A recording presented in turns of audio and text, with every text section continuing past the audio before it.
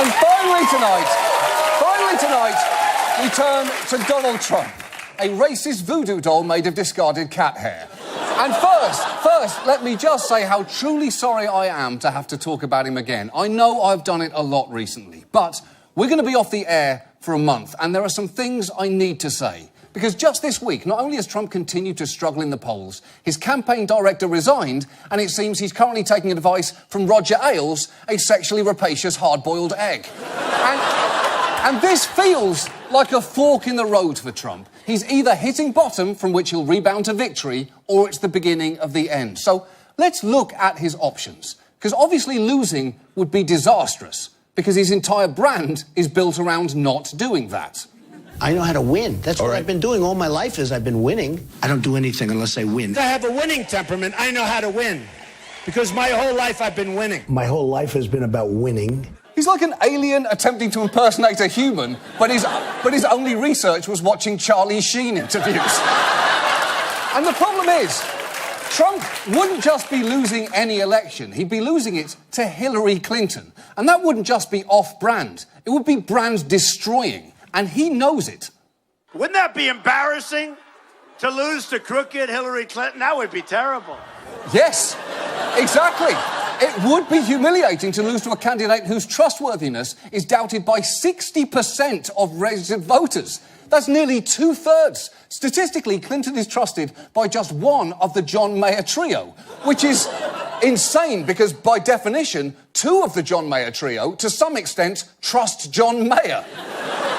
Now, the other option is Trump resets, comes from behind, and wins. And I would argue that's even worse for him, because then he actually has to run the country, and that means living in government housing, conversing with fully clothed women, and travelling in a plane that doesn't even have his name on it.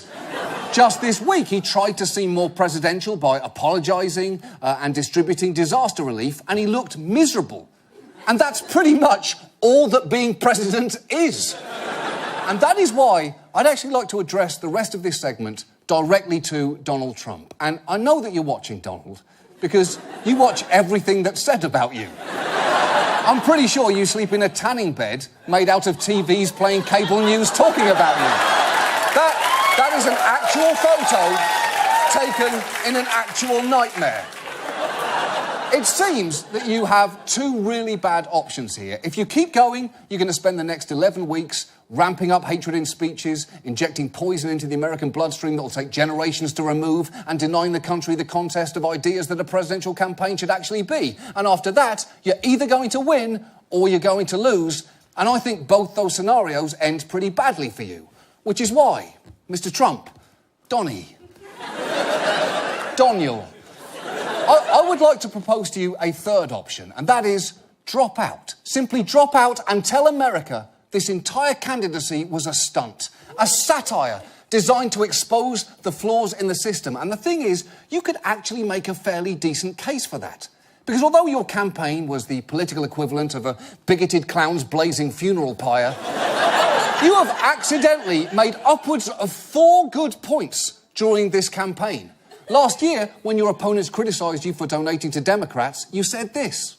Before 2 months ago, I was a businessman. I give to everybody. When they call, I give. And you know what? When I need something from them, 2 years later, 3 years later, I call them. They are there for me. And that's a broken system. You're right. Any system that requires phone calls to and from you is completely shattered. You are like the chaplain at Disney jail. If I'm talking to you at all, something has gone horribly wrong.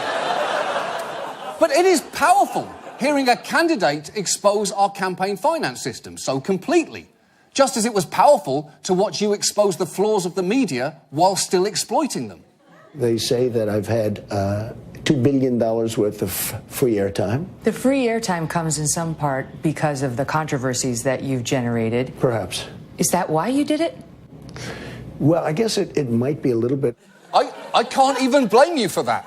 You're essentially saying, you seem to like dumpster fires, I'm basically a pile of oily trash and a match, let's fucking dance. And